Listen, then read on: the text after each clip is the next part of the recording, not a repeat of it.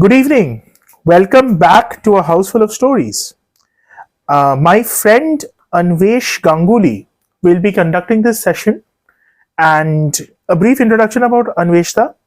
Anveshta is a virtuoso with his voice, and he is a voracious reader and prefers to read in the realms of fantasy, which is why I believe this fairy tale will be quite an interesting turn of events.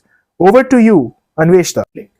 Thank you, Ashish, for that lovely introduction. And hi, everyone.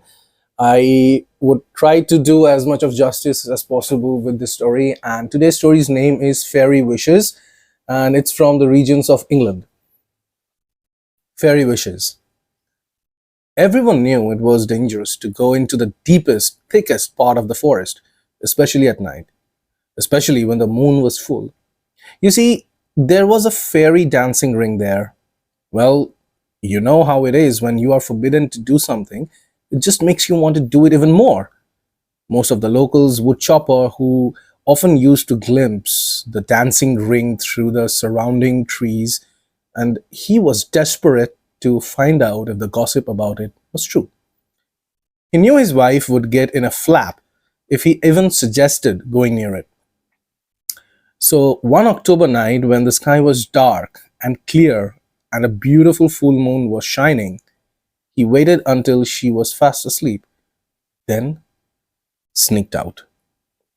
He hurried along an old deer track to the enchanted spot, a circle of very long, very dark green grass.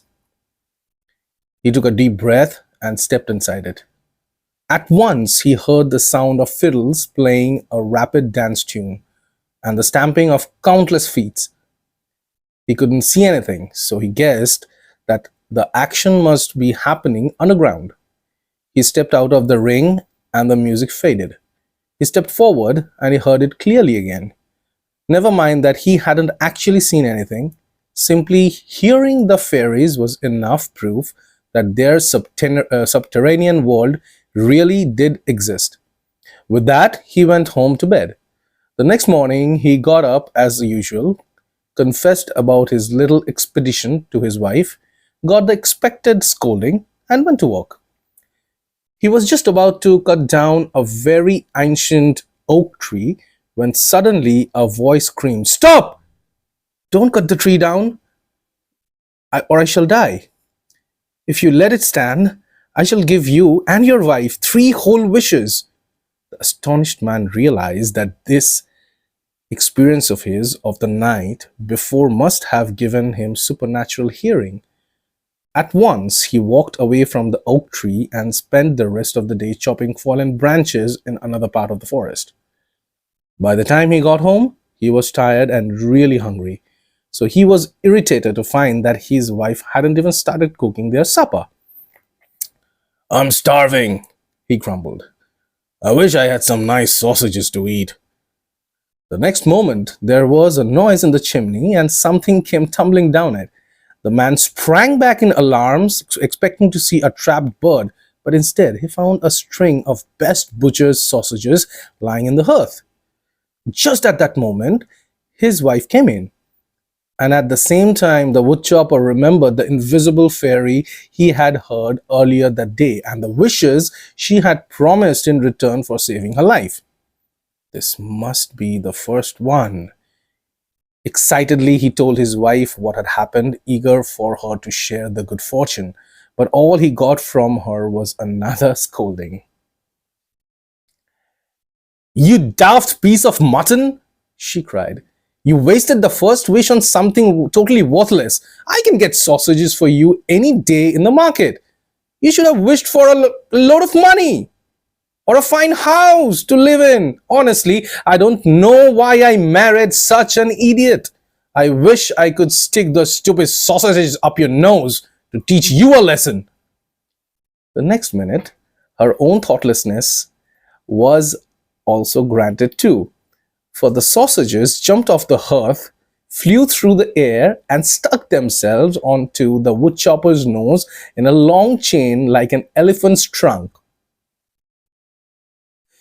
In panic, the wife pulled and tugged and cut at them.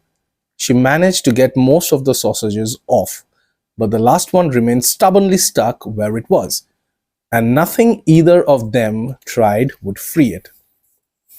"Stop pulling! You're hurting me! I can't bear it!" cried the woodpecker. "Oh, I'm sorry," his wife wept. "I've never meant what I said. Honestly, isn't there anything we can do to break this magic?"